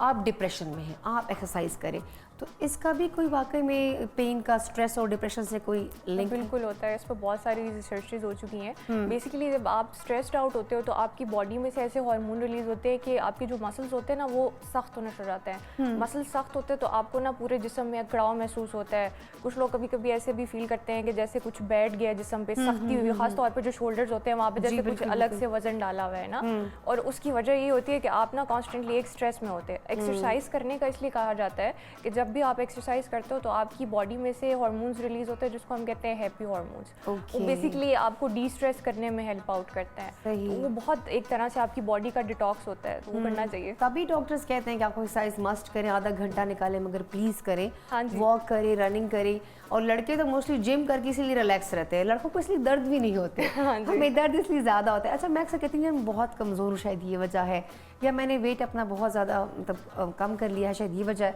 लेकिन एक्चुअल शायद ये रीज़न है कि हम एक्सरसाइज नहीं करते, फिजिकल एक्टिविटीज़ हमारी उतनी नहीं है। ऐसे ही है। मानूर, एक चीज़ बताओ कि जब आपके पास पेशेंट आते हैं तो इस वक्त आपके कितने पेशेंट आते होंगे जो ये मतलब आपके साथ करते होंगे, कितने लोग को अवेयरनेस है, मतलब कितने % आते होंगे जो डेली बेसिस पे आप चेक करती हैं उनको, जिनको इस तरह के मस्कुलोस्केलेटल इश्यूज भी हैं? इश्यूज होते हैं जी, या उनको आपके हवाले से, आपकी फील्ड के हवाले से पता होता है तो वो आते हैं कि जी मुझे आपके पास ही आना था, मतलब फिजियोथेरेपिस्ट के पास आना था और मुझे अपना ट्रीटमेंट करवाना था। अच्छा, बेसिकली हमारा तो ऐसे ना कि लाइक पेशेंट रेफरल होता है ना, वर्ड ऑफ माउथ बहुत मैटर करता है। मैं यही बात कर रही हूँ तो कि बहुत मोस्टली सारे हम जाते हैं तो वो कहते हैं आप उनसे कर लें, हाँ ये जी। डॉक्टर आपको हेल्प आउट कर हाँ देंगे, जी। ऐसा ही है। तो नहीं, एक्चुअली हमारे पेशेंट्स रेफ़र कर रहे होते हैं। हमारे पास बहुत सारे लोग ऐसे आते हैं जो कि कहते हैं कि हमने मतलब किसी से सुना था आपके बारे में तो हम आए हैं। कुछ लोग होते हैं जो कहते हैं कि हमने पढ़ा था फिजियोथेरेपी के बारे में नेट पे कि इस मसले के लिए फिजियोथेरेपी भी होती है, तो फिर हम इसको करवाने के लिए आए हैं। और एक स्मॉल परसेंटेज ऐसी होती है जो कहती है कि अभी हमें पता तो नहीं है कि इसमें करवा सकती है नहीं, लेकिन चले हम करवा देते हैं, हमें प्लीज़ बता दें कि ये होता है या नहीं होता। तो वो लाइक मैक्सिमम जो परसेंटेज है वो ऐसी है जिनको अवेयरनेस होती है, मतलब जो मेरे पास पेशेंट्स आ रहे हैं उसमें से लाइक 10% होंगे या 8% होंगे जिनको अवेयरनेस ना होती हो, या वो कॉल पे पूछ रहे हों कि आया इस मसले के लिए मुझे पहले आपके पास आना चाहिए या पहले किसी और डॉक्टर के पास आना चाहिए ना, तो वो फिर उनको अकॉर्डिंगली गाइड करते हैं। मोस्टली होता है ना कि जो डॉक्टर MBBS होते हैं हम उसके बाद यार बहुत दर्द हो रहा है, पता नहीं बुखार हो रहा है, अंदर से बुखार हो रहा है, क्यों अजीब सा गरम गरम फील होता है हमें अंदर से, वजूद जो हम कहते हैं ना दर्द हो रहा है, वजूद टूट सा रहा है, तो ये हमें अवेयरनेस नहीं होती और हम बस हर डॉक्टर के पास मुंह उठा के चले जाते हैं। लेकिन मुझे चाहिए, आप सबको चाहिए गरम कुतन को एटलीस्ट 10 से पेन तास कीजिए, आया का द मसल पेनी, आया का बैक बोन पेनी, या चकम द खपो वगैरह पेनी, या चकम द फटोवल पेनी, नो कोशिश करे डायरेक्ट फिजियोथेरेपिस्ट तवर्ज एटलीस्ट अगर सही तरीके से गाइड की तासो डाइट हो, एक्सरसाइज हो, एटलीस्ट तासो भी आगना जर तजरा आराम मिलाशी, बिकॉज महानूर ये चीज़ मैंने देखी है, बहुत सारे डॉक्टर्स हैं वो इतनी ढेर सारी मेडिसिन पकड़ा देंगे आपको, पेन किलर्स पकड़ा देंगे आपको कि भाई आप 15 गोलियां खा लो, शायद एक टैबलेट तो आप पर असर कर लेती होगी। बिल्कुल ऐसा तो ये चीज़ है कि वो थोड़ा सा हमें इन चीज़ों को अवॉइड करना चाहिए और थोड़ा बहुत स्टडी करना चाहिए, रिसर्च किया, ये मेरा मसला है तो मुझे किसके पास जाना चाहिए। Thank you so much Mahnoor, बहुत सा कुछ सीखा हमने और आपने हमारी नाज़रीन को बहुत ज़्यादा एजुकेट किया, इसके लिए बहुत शुक्रिया। फर्दर भी आपको तकलीफ देते रहे क्योंकि बहुत सारी ऐसी बीमारियाँ और भी हैं जो मैंने पूछनी है आपसे। तो ग्रानो कतन को वक्श वदे उड़े शान दमेवल महानूर तो वक्त इजाज़त ब्या ब्रेक ने वापस राजू ब्या महानूर गपशप हम लगू।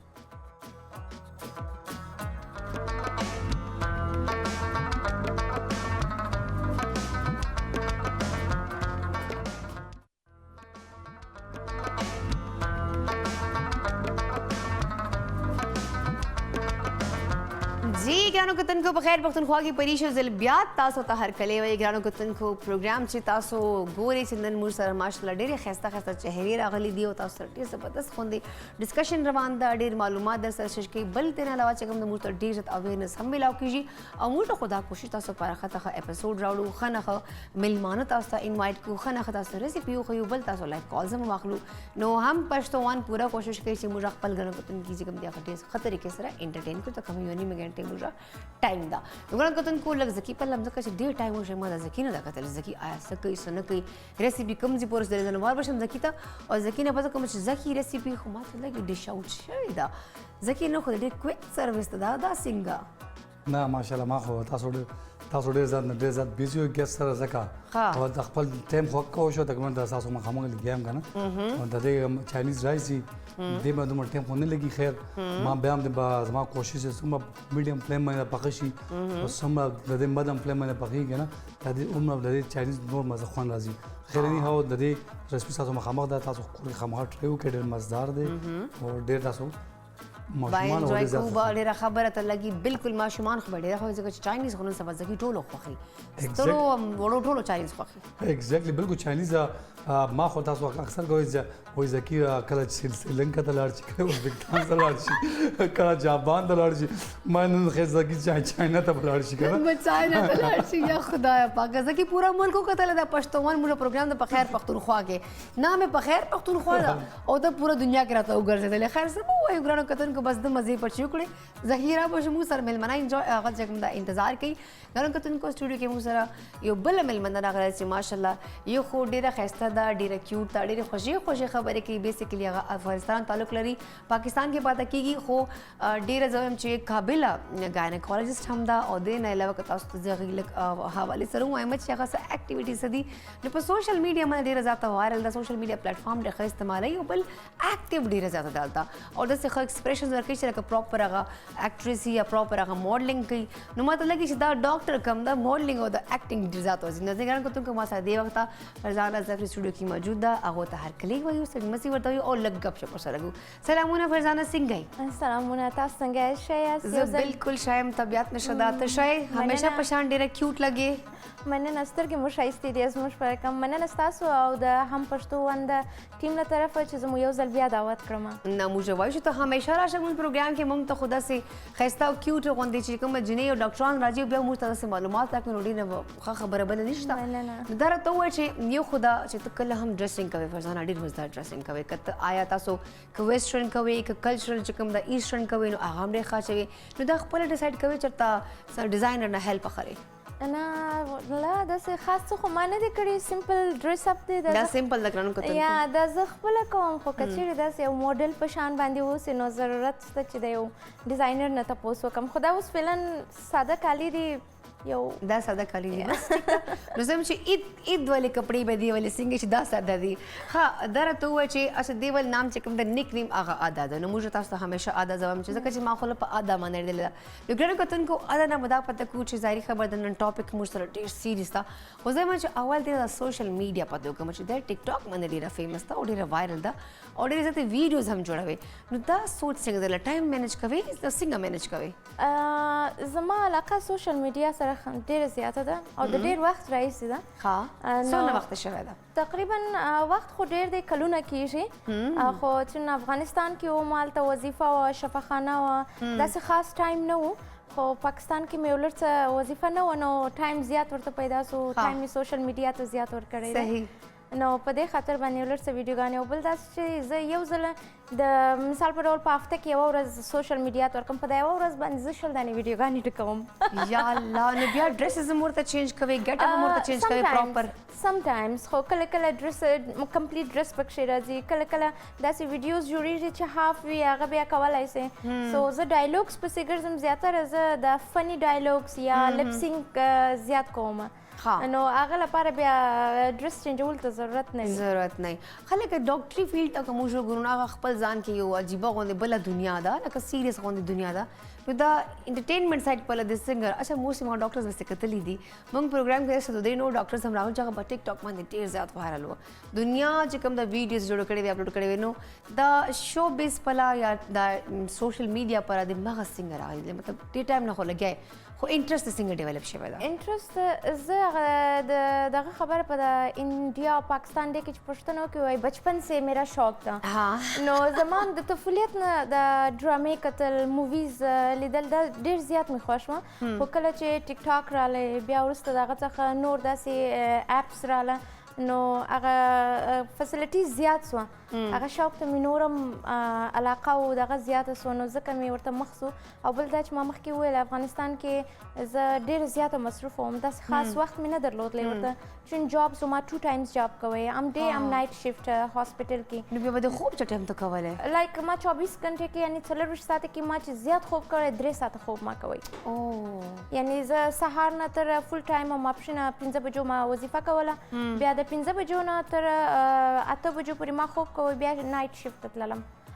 نو داسې ډسټرب کیدی نه لایک دا خو ډېر ټف روټین و تاسو مجبوري وه نو ځکه چې د کور د فامیل د ټوله ریسپانسبلیټیز ما وه نو د هغه دپاره ما باید کار کړی اوسه نو دلته چې پاکستان ته رالم چون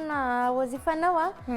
ټوله ورځ انسان ډېر خسته کېږي چې ناست اوسي نو ما ټیک ټاک ته زیاته ادامه ورکړه او افغانستان کې زما فالوورز 3000 وه پاکستان ته چې رالم اوس 60,000 دی ها زبردست اچھا دا ته ووایه چې ادا مطلب اوس تاسو پاکستان ته راغلي څومره ټایم وشوی ده دا زما دوهم کال دی دوهم کال دی نو دلته پوره فیملی سره راغلی که یوازې راغلی بالکل نه زما فیملی را سره ده ښه مطلب پوره فیملی تاسو واده راغلی ده نو ادا اوس تاسو فیملی ته پخپله سپورټ کوئ نو یا فیملی کې نور ممبرز هم تاسو ول جاب سیزونه کوي لکه مخکې چې ما ویل افغانستان کې زما د فیملی ټوله ریسپانسبلیټیز ما وه او دلته هم فعلا ټوله د کور مشره زه یم ټوله فیملی ریسپانسبلیټیز ما خپله ده لایک دا غټه ریسپانسبلیټیز ته به هر څه مینیج کوئ او دا بل دا چې انسان کله پردیس ته لاړ شي که نه ټیک تاسو پاکستان هم تاسو خپل ملک ته خپل وطن مو ده خو د تھنګ چې ریسپانسبلیټیز انسان باندې او بل پردیس ته لاړ شي نو بیا مشکله ډېرې زیاتې نو مشکلات سره خو به ډېره مخ وي ډېرې زیاته خاصتا چې کور مشر ته واوسې فامیل نه وي ملګري نه وي یو پردي ځای ته ته راځې وظیفه نه واوسي بیا زه داسې ومه چې یعنې د سکول ټایم څخه زه په وظیفه باندې دغه یم مصروفه ومه دلته چې رالم اکدمه په کور باندې کښېنستلم وظیفه نه وه نو ډېر زیات مشکلات اقتصادي مشکلاتو سره ډېر زیات مخ سوم اوس هم فلحال یمه سو وګورو انشاءالله توکل په خدای باندې چې څه کېږي ها صحیح ده ما ویله ادا نن ټاپک باندې به راشو ځکه چې ادا خپل لایف کې چې کوم دا واقعي راغلی دلته افغانستان نه او بیا پاکستان کې خپل هغسې کار کوونه خپل سرکل چلونه اټس کوایټ ډیفیکلټ خو ټایم لګي ځکه چې ادا اوس ریسنټلی مطلب دوم کال چې راغلی ده خو الله دې وکړي چې ادا دلته خپل ټیلنټ او چې کوم خپل د ایز ا ګاینیکولوژسټ خپل سروسز پاکستان کې هم ټول ته ورکړي او زه هم چې ته ماشاءالله ادا ډېر ټیلنټډ ده ښه طریقې سره کار کولی شي نو ادا را به شو د تاسو فیلډ طرف ته ټي بي حواله سره بل ډسکشن کوو چې ادا ماته ویل چې زه به ټي بي باندې ډسکشن کوو نو ټي بي یو ډېر موزي مرض ده او موستلی خلک وایي چې دا موروثي مرض هم ده چې کله فیملی چې ټي بي یو کس ته کېږي نو فردر چې کوم دا نور تم کېږي زه چې اول د ټي بي باندې خبرو کوو چې آیا ټي بي څه ده د څه نه کېږي او د سمټمز به چې مطلب علامات به چې پته راته چې دا موضوع ټي بي شوی ده بالکل ما اول د هر څه نه مخکې ټي بي ټاپک په دې باندې انتخاب کړی ځکه چې فلحال نه یوازې په पाकिस्तान की बल्कि लेटिन अमेरिका के, अफ्रीका की, आसिया की दा मरज ढेर ज़्यादा थे और पाकिस्तान के फैलन दे केसेस ढेर ज़्यादा थी नो माय पदे बानी बासु को तरसो टोल लिदुन के पदे बांदी आगा से नो टीबी चदा कुम च तुबरकुलोज या पा आम इस्लावत द सिल मरज हम वेल कीजी दा द कुमा बैक्टीरिया पोस्ट च रमस्तकीजी द माइकोबैक्टीरियम पनुम यादीजी च दा खपल यो इंफेक्शियस या इंतقالون के मरज څخه عبارت دی چې د یو شخص څخه بل شخص ته انتقالیږي دا خپل کچيري د وینې د لارې څخه د بدن نورو اعضاو دغه کې مبتلا کې اخته کې په داسې حالت کې لکه پښتورګي غوندې براین غوندې سپاین نو په داسې نه یوازې دا چې د خپل هغه په دې باندې وکړو چې ټي بي بکتریا په وجود کې تر ټولو هغه د خوښ ځای چې دی هغه لنګس یا سږي دی سږي زیات اخته کوي خو دا کولای شي د بدن نور غړي هم اخته کې په دې مرض باندې کچېرې مثلا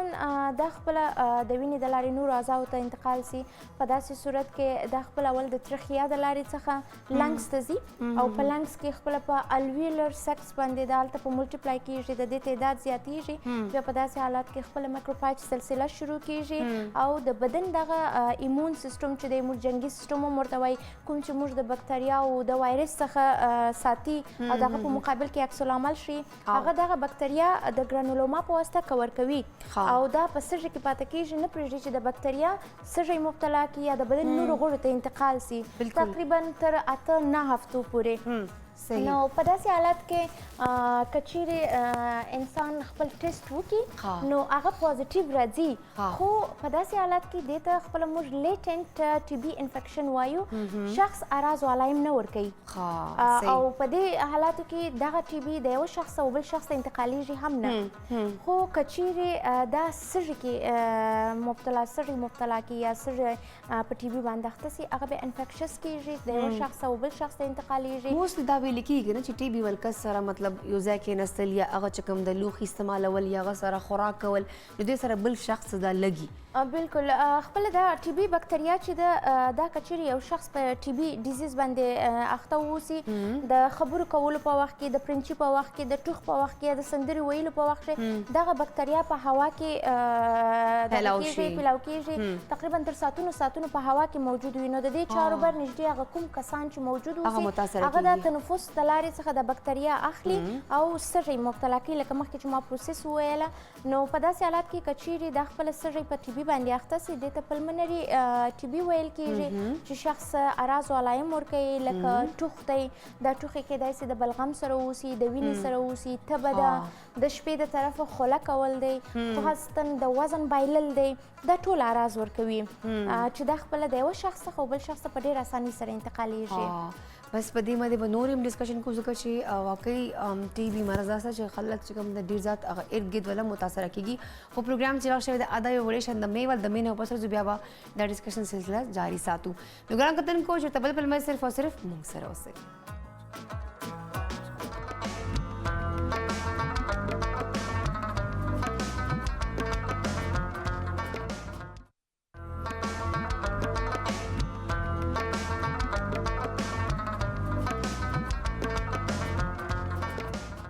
जी ګران کتونکو پروګرام چې زلی بیا تاسو ته پدې شي هر کلی وای ګران کتونکو خبرو تر سلسله به جاری ساتو ځکه خپل ریسیپي کمپلیټ کړ ځکه ریلیکس ناستا خو ځکه پر نظم جی بالکل تاسو ځکه دی ریلیکس کی ځکه دی آرام کی نو اکچولی وا ټیمی مزم ډایرکټیو شي چې کله ځکه نه واخلم وغیرہ نه حوزه براشم فرزانه ظفری پلا هغه سره بل گفتگو سلسله جاری ساتو ټي بي خبره مو کوله ډیر امپورټنٹ ټاپک دا او ډیر زم چې موزي مرض دا د سره انسانانو ته واقعي ډیر تکلیفات کیږي خو ټي بي چې ادا یو بل مسله ډیره زیاته چې ټي بي چې انسان دا وزن ډیر زیات एकदम کم شي نیمو خلکو دا وختان ټول سپین شي نیمو خلکو چې کم دا ټوخي کې خو پرابلم یي انسان ته هر دغه مسله خو ډیر ټایم پر ټوخي هم چلی دا هم د سیمټمز کې راځي نو موستلی خلکو ادا دا وختان وام چیز کنه مطلب دا هیر فال ډیر زیات شي ټي بي کې نو زم چې دا تاسو احتیاط ټي بي کې خو چې دا ټي بي مرض کو خدای نه خاصه ډایګنوز شي او شي نو بیا څه احتیاط کول پکار دي د ډایټ کې خوراک کې او بل نور د سيزونه چې کوم موږ ایوایډ کو ایکسرسایز زیات کو نو کو زم چې لګ دام ګرانو کتونکو ته اوخه چې خوراک څه کول پکار دي او نور لایف کې څه احتیاط کول پکار دي ټي بي څخه پریونشن چې دی هغه مخکې ما وویل چې دا د یو شخص څخه بل شخص ته په ډېره اسانۍ سره بالکل. دغه کېږي د هوا د لارې د تنفس د لارې دوی دغه مرض اخیستلی سي. د هر څه نه مخکې که چیرې هغه اشخاص چې هغه په صحي مراکزو کې د طبي مرکز کې کار کوي یا ساري واټونو کې کار کوي یا داسې یو محیط کې کار کوي چې دوی شکمن اوسي چې څوک د 2 هفتو نه زیات ټوخی ولري یا وزن داسې کموي، نو د دوی لپاره تر ټولو مهم شی دی چې هغه خپل پرسنل پروټیکشن دی باید د انفیکشن نه زیات وکړي، چې د ماسک استفاده ده، د ګلووز استفاده ده، د هغه نه استفاده باید زیات وکړي، خاصتا که چیرې دوی داسې په یو شخص باندې دغه اوسي شکمن اوسي چې دا کېدلی سي هغه اعراض او علایم د سپټم د ټي بي ولري، هغوی باید هغه د شفاخانې ته یا دغه مراجعه وکړي تر څو دوی هغه په پراپر شکل خپل ټریټمنټ واخلي، نه یوازې د هغوی لپاره ښه دی ځکه چې دا یو فیملی ممبرز لپاره بالکل فیملی ممبرز ریلیټیوز لپاره ملګرو لپاره هم ښه ده. بالکل کېدای سي د دوی په فیمل کې پریګننټ وومنز اوسي چې هغه لپاره ډېر خطرناک دی، کېدای سي چایلډ اوسي چې د هغه لپاره ډېر خطرناک دی او د خپله د انوایرمنټ لپاره ډېر خطرناک دی، نو دا د دې څخه باید زیاته استفاده وسي. او بل دا چې ډایټینګ یا خوراک کې چې تاسو وایئ چون دا خپله چې دی مریض ډېر ضعیفه کوي، ایمون سیستم باندې افیکټ کوي، نو په دې خاطر باندې غذا ته باید ډېره توجه وکړي ځکه چې په دې کې یوازینی یو عرض چې دی ډېر مهم هغه دا دی چې هغه کسان چې په ټي بي باندې اخته وي د هغوی اشتها ډېره کمه وي، اشتها یې کمه وي، څه نه خوري، مور وي، نو ځکه د وزن د کموالي سبب هم کیږي، نو دوی باندې باید ډېر دغه فوکس وسي چې دوی په پراپر شکل سره که څه هم زړه نه غواړي باید دوی ته غذا ورکول سي. ما خپله از ټي بي ډاکټر ایم ډي آر ټي بي ډاکټر 2 کاله په افغانستان کې کندهار کې د ایم اس اف سره کار کړی دی، نو هلته زموږ سره داسې مریضان وه چې یعنې په زور به مو ډوډۍ ورته ورکول، د دوی خو پوښتنه به مو کول چېرته مو هوا کېږي، هغه څه چې د دوی هوا ورته کېږي دوی ته دغه کېږي هغه ډوډۍ موږ دوی ته هغه کوکینګ موږ ورته ورکوئ، نو په دې باندې باید زیات فوکس وسي ځکه چې د اشتها کموالی وي دوی باید د ډاکټر د طرفه د نرس د طرفه خاص دې ته یو شخص متوجه وي د دې خوراک ته چې باید خوراک یې فالو کړي، خوراک دې فالو کړي. اچھا اتا یو بله خبره هم ده چې کوم دا ټي بي پیشنټس دو چې کوم دا ټریټمنټ ده دا ډېر اوږد ټریټمنټ لکه لمبا پروسس ده که نه اوږده، نو وایي چې دې ټریټمنټ کې که یوه ورځ هم دا میډیسن سکپ شي یا مطلب انسان دا خبره هیره شي نو بیا دا کورس پراپر پورا ریپیټ کیږي، دې خبره کې حقیقت شته بیکاز الحمدلله موږ فیملی کې له ټي بي کس مان لیدلی. بالکل د دې ټریټمنټ چې دی اصلا ټي بي چې دی هغه په 2 قسمه ده، یو ډي اس ټي بي ده چې هغه ډرګ سنسیټیو دی او یو ډي آر ټي بي ده چې هغه ډرګ ریزسټانس ټي بي ده، نو هغه ډرګ ریزسټانس ټي بي باندې به بحث نه کوو چې هغه یو پراپر موضوع ده، ډي اس ټي بي باندې بحث کوو. د دې خپله دغه ټریټمنټ رژیم چې دی مخکې 9 میاشتې وی وروسته د هغه څخه 6 میاشتې سول او اوس فعلا چې افغانستان کې هم روانو او نورو ځایونو کې هم سټډي ده هغه د 6 میاشتو نه 4 میاشتو ته راغلی دی چې دا ډېر افیکټیو رژیم دی او ډېر ښه ریزلټ ورته ورکوي، نو په هغه کې خپله 2 ټایپه د ټریټمنټ رژیمونه دي، یو ډاټس دی چې ډایرکټلی ابزرو کېږي د ډاکټر د طرفه مریض ته خپل په لاس باندې هغه دوا ورکول کېږي، هره ورځ ډایلي هغه راځي هاسپټل ته یا په هاسپټل کې موجود وي ورته ورکول کېږي. یو هغه دی چې هغوی په کور ته ځي پراپري هغوی ته کال کېږي چې دوا دې اخیستې ده نه دې اخیستې فالو اپ یې کېږي، خو که چیرې داسې مس ډوز ولري نو دا خپله دا ټریټمنټ چې دی دا مکمل خراب شي. بالکل فاین لکه داسې که نه چې انټي بایوټکس خپل چې کوم ټریټمنټ دی لکه کله چې موږ انټي بایوټکس خورو نو هغې کې څه چې هغه یوه ډوز مس یې موږ نه نو بیا پراپر هغه ټریټمنټ بیا ریورس شي، نو ټي بي کې هم دا پرابلم سه مس ډوز دی خپله دا که چیرې د افغانستان چې بیا 2 ډاکټرز ریمایندر ورکوي چې دا تاسو دغه ټایم د میډیسن والا موږ خپله ایم اس اف سره چې ما خپله کار کوی د ټي بي ډاکټر په صفت باندې هغوی خپله د هر مریض لپاره پراپري د هغوی د نرس جدا دی، هر مریض خپل ځان ته جلا نرس لري، هر ډاکټر خپل ځان ته جلا پیشنټ لري چې دا پیشنټ د دې ډاکټر دی هغه یې فالو اپ کوي، دا نرس دی همدارنګه د دې سایکولوجیکل لپاره جلا کس لري او نرس دی د هغه سره که چیرې په کور کې هم اوسي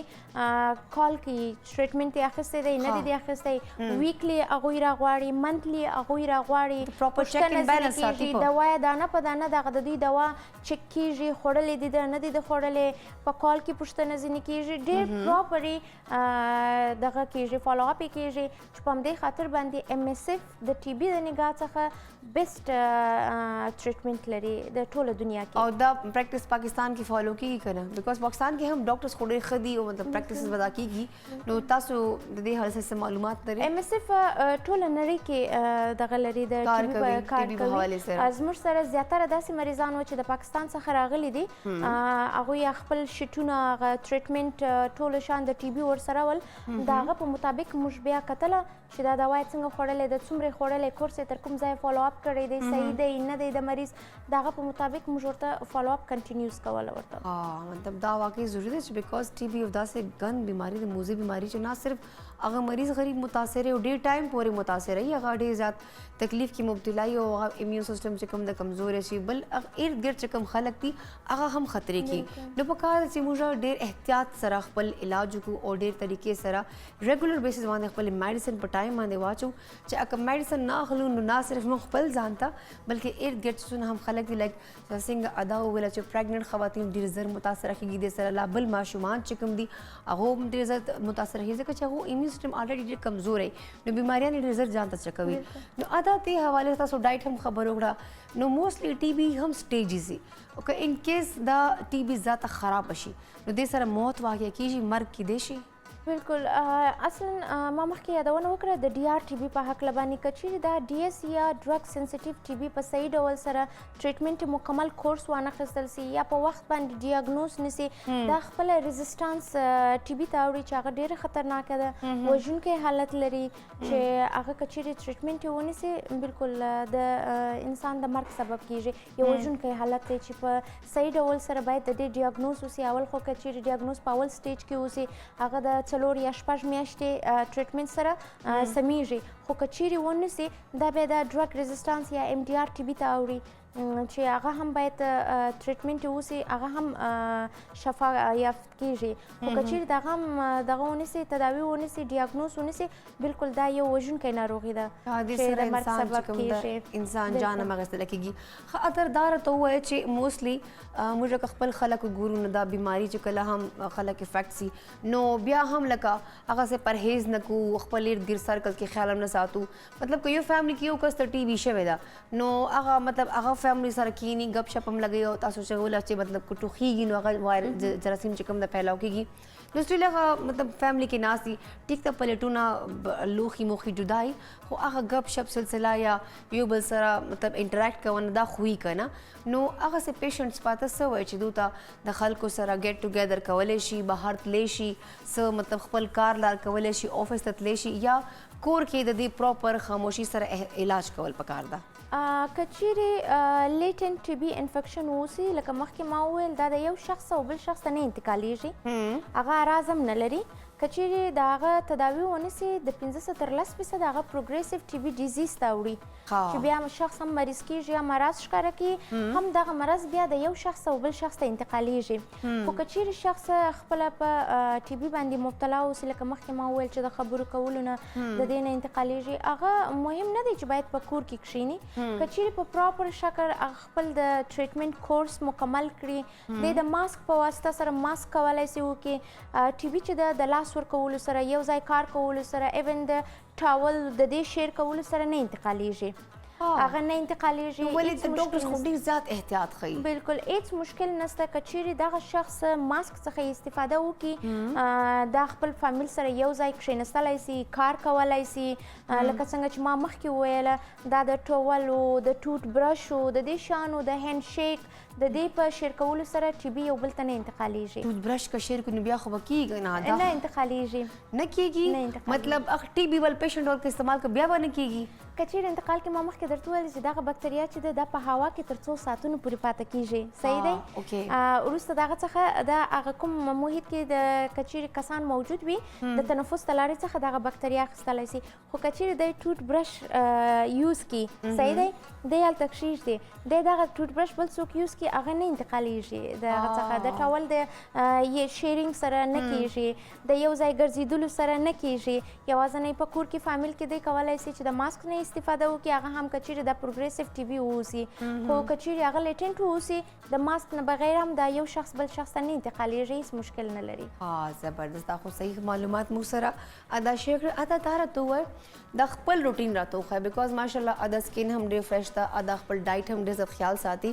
ادا تا خپل روټین سره د ورځې کې څه کوئ سټارټ ورځې و څنګه اخلي سهار وختي کاغذ کې اوبس کې څه کوئ زه یو شی دی چې زه اوبو سره نه یم ښه یعنی هیڅ اوبه که په یوه هفته کې م اوبه ونه څښم یو میاشت کې م ونه څښم هیڅ پروا نه لرم که څه هم زه پوهېږم چې هغه د سکین لپاره دا څه وایي که څه هم زه پوهېږم از ډاکټر د سکین لپاره ډېر ښه دی کډنیز دپاره د هر څه خو خوښې مې نه دي اوبه زه خپله سهار 5 بجې باندې اوبه خو مجبوري ده تا ته څوک وایي چې اوبه خوښې که دا خو به ته صحت مجبوري د خوند نه راکوي نه څکم ټو بي هانیسټ نه څکم زه سهار چې 5 بجې باندې صرف یو ګلاس سپیشل ویټ لاس جوس دی هغه جوړوم کوم چې کافي او لیمن دی د هني سره هغه څښم وروسته د هغه څخه د جاګینګ لپاره ځم تقریبا 2 ساعته 2.5 ساعته زه جاګینګ او واکینګ کوم وروسته د هغه نه زه سهار 9 بجې 9:30 بجې باندې بیده کېږم بیا تر 4 بجو نه وروسته چې کښېنم بیا د کوکینګ کوم اشپزي مې وکړه د کور صفایي مې وکړه تقریبا تر 6:30 بجو بیا 6:30 بجو کوکینګ کولی شي خپله کوي کوکینګ بالکل زکی غوندې رسیپي جوړه که په خپله مزدار فکر کوم رسیپي چې زکي نه به ډېره ښه اوسي بالکل زکی وګوره ادا ما پټۍ کې ده نو زکی چې کوم ده زکی نه ښه کوکینګ کوي دا زه خپله نه پوهېږم خو تر اوسه پورې چې ما کوکینګ کړی دی که مې ملګري وي که همسایه وي زه یو عادت لرم چې کله کوکینګ کوم خپل 4 بار همسایه ټول ته ورکوم زبردست او هغوی ډېر تعریف کوي یعنی ادا سره موږ ګر ګوانډ کې به کور واخلو چې ادا سم پخې نو موږ ته به رالیږي زما یوازنۍ علاقه چې ډېره زیاته ده د کور په کارونو کې هغه اشپزي ده که زه 24 ساعته په اشپزخانه کې اوسم زه په ډېر شوق اشپزي کوم ادا زموږ پروډوسر صاحب وایي چې موږ ته به دعوت کله راکړي چې موږ درشو هر